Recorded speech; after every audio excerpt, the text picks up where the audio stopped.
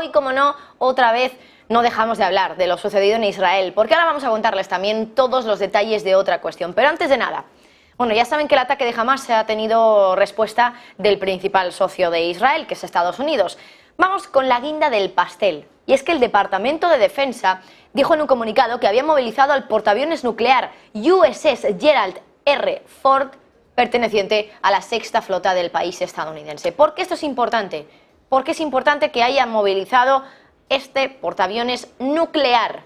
Bueno, pues básicamente porque es el portaaviones más potente y más moderno de su clase de todo el mundo. El más potente además también a nivel nuclear. Así que si no les sonaba el nombre, ahora ya les va a empezar a sonar desde luego porque van a empezar a escucharlo bastante. ¿Dónde estaba el buque hasta ahora? ¿Qué había hecho hasta ahora ese buque? ¿Cuánta historia tiene? ¿Cuánta vida ha tenido? Bueno, pues se lo vamos a contar enseguida. Pero antes de nada decirles también que justo antes el buque, el portaaviones, se encontraba en aguas italianas cuando recibió la orden de poner rumbo al Mediterráneo más oriental para dar una muestra de apoyo militar a Israel. Van a ver ustedes enseguida unas imágenes del portaaviones del USS Gerald R. Ford, imágenes en este caso de la Marina de los Estados Unidos, ahí lo están viendo, para que también perciban un poco la magnitud, lo grande, lo mastodóntico que es este portaaviones nuclear, insisto, el más potente del mundo. Ya no solo por la velocidad máxima que puede alcanzar, que enseguida les vamos a dar detalles sobre esa velocidad, sino además por la capacidad de lanzamiento de ataques que tiene desde el propio portaaviones, la capacidad también de transporte que tiene, por ejemplo, de aviones de combate. Se lo vamos a contar enseguida, pero es que, bueno, hasta ahora les decíamos que el portaaviones ha estado en el Mediterráneo monitorizando los movimientos de Rusia en el conflicto con Ucrania y que también ha estado participando en algunos ejercicios con la Armada italiana. Pero ha sido un buque además no exento de polémica. El Gerald R. Ford ha tenido fallos reiterados, ha tenido un sobrecoste del 30% sobre la previsión inicial de miles de millones de dólares. Eso es lo que ha costado fabricar este super portaaviones.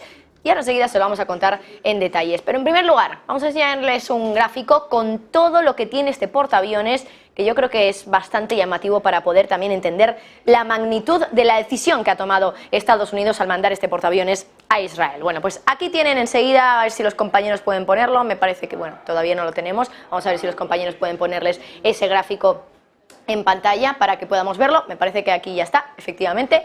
Aquí lo tenemos. Bueno, esta es una imagen que hemos cogido de uno de esos del vídeo que les habíamos mostrado y aquí podemos ver también cuáles son las características que tiene este portaaviones. Vamos a ir por orden. En primer lugar, el buque de guerra más caro de la historia, 13.000 millones de dólares es lo que habría costado este buque de guerra, fabricarlo, insisto, más caro de la historia. Nunca ha habido otro buque que haya costado más dinero poder fabricarlo. Tiene una capacidad de transporte en todo lo que es este buque de 75 aviones militares, entre los que se incluyen, por ejemplo, cazas F-35, que son los cazas ahora mismo más modernos dentro de la flota fabricada por Estados Unidos. Más cuestiones, caben casi 5.000 personas a bordo de este portaaviones, 4.539, pero le hacen falta aproximadamente la mitad para poder operar, unas 2.600 personas. Bueno, aquí están viendo el portaaviones. Es verdad que al final es una imagen que puede ser algo difícil de entender la magnitud de esta imagen, pero aquí podemos ver que tiene una eslora de 333 metros y 40 metros de manga. La capacidad además de transporte de este portaaviones es de 100.000 toneladas, con una velocidad máxima de 56 kilómetros por hora y sobre todo esa velocidad que consigue de un buque portaaviones tan grande y tan pesado y que puede transportar tanta carga, sobre todo lo consigue porque está propulsado con 2 reactores nucleares y eso también es muy novedoso.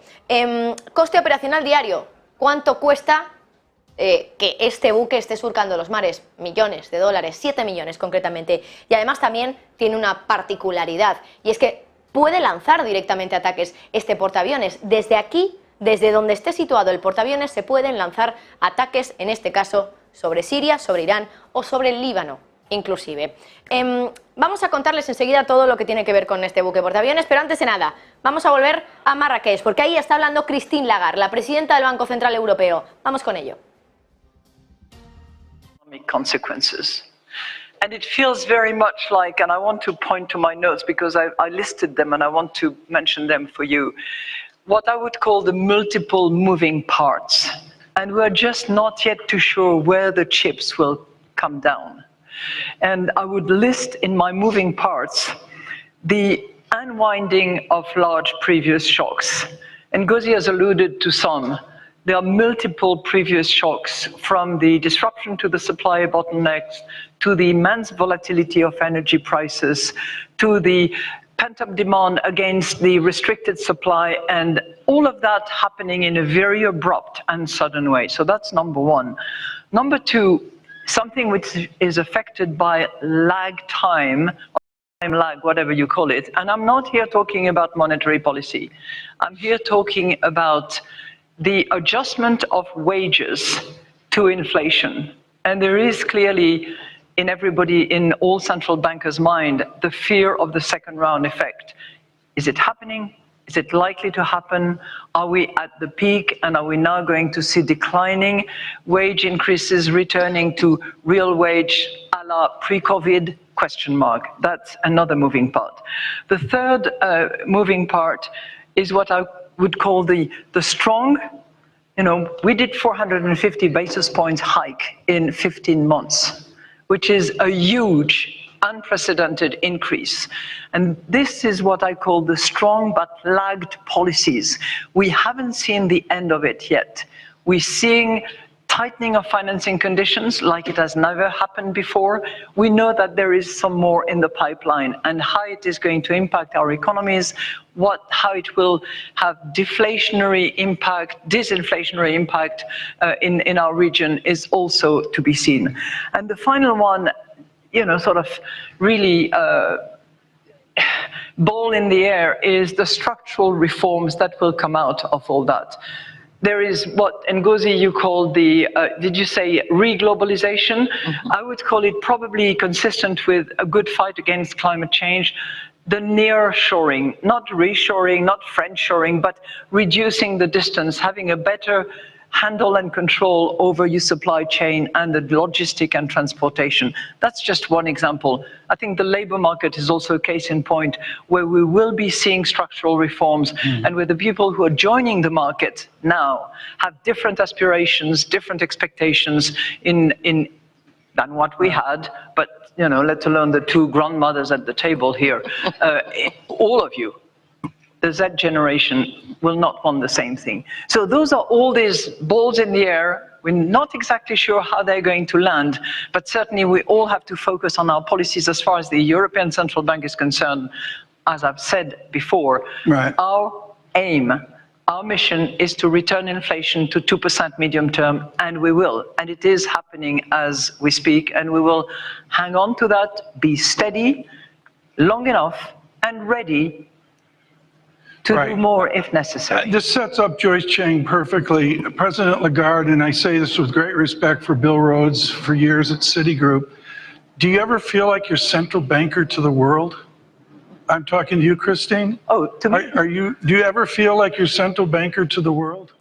Bueno, pues Christine Lagarde, alabando el trabajo que ha hecho el Banco Central Europeo, dice: hemos subido los tipos en 450 puntos básicos, que esa es una subida sin precedentes, una subida enorme, dice Christine Lagarde. Y todavía dice que no hemos visto el final del impacto que va a tener esta subida de tipos en Europa. Dice: ya hemos visto cómo las condiciones financieras se están restringiendo, pero sabemos que todavía nos queda más en la recámara, más impacto, que el impacto desinflacionario de las subidas de tipos todavía no se ha visto del todo, que todavía queda mucho impacto por ver, porque, insiste Christine Lagarde, el Banco Central Europeo ha hecho esas subidas de tipos para algo. Seguimos escuchando a Lagarde, que por cierto ha dicho también que va a estar lista para hacer todo lo que sea necesario. We don't want to talk about. We're doing a debate on the global economy. You have a framework with Bob Michael at JP Morgan of a 2.5 inflation-adjusted 10-year rate, of a 5.5 10-year yield out at some point. For those of you not versed in the world of Joyce Chang, that's stressful.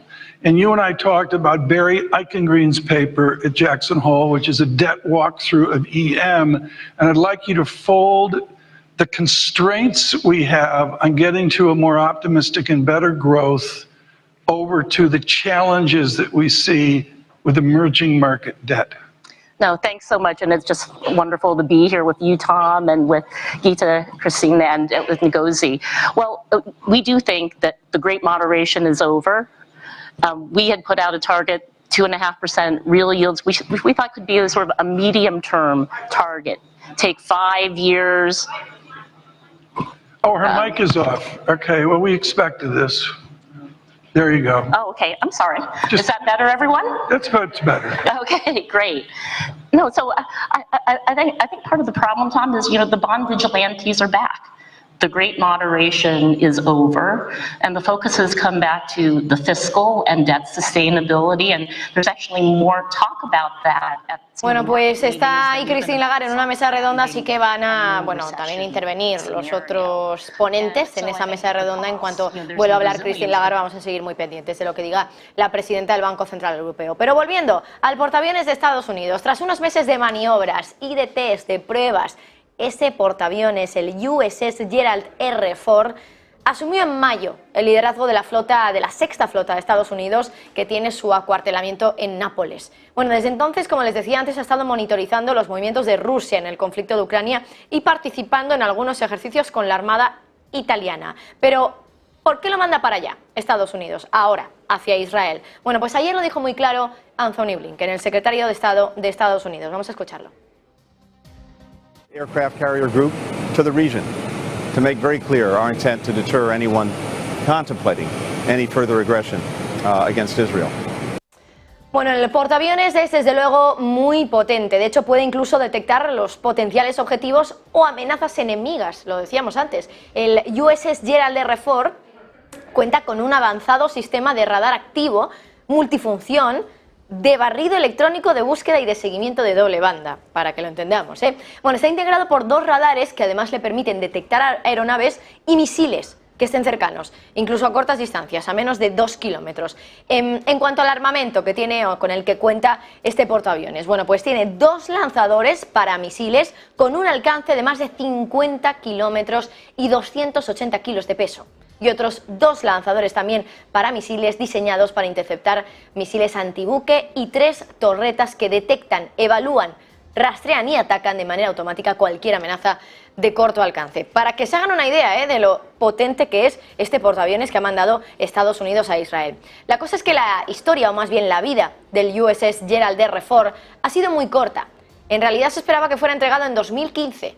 Pero finalmente la Marina de Estados Unidos lo recibió en 2017, 2 años después. Pero además su primer encargo no fue hasta el 4 de octubre de 2022, ya con la guerra de Ucrania comenzada y con esa primera misión yendo hacia allí, hacia el Mediterráneo para la guerra de Ucrania. Así que realmente esta es la segunda misión del mayor portaaviones y más potente del mundo. Primero lo fue la guerra en Ucrania y ahora lo está siendo el conflicto en Israel. Así que muy pendientes a lo que puede hacer este portaaviones, a dónde está situado, porque como les decíamos antes, su rango de alcance también con ese sistema de lanzamiento, ese sistema de ataque puede tener muchos y muchos kilómetros que incluso nos hacen pensar que podría alcanzar el territorio de algunos países como Irán o como Siria. Más cuestiones mientras esperamos a que vuelva a hablar la presidenta del Banco Central Europeo. Hoy volvemos a mirar al petróleo. Vuelve a disparar.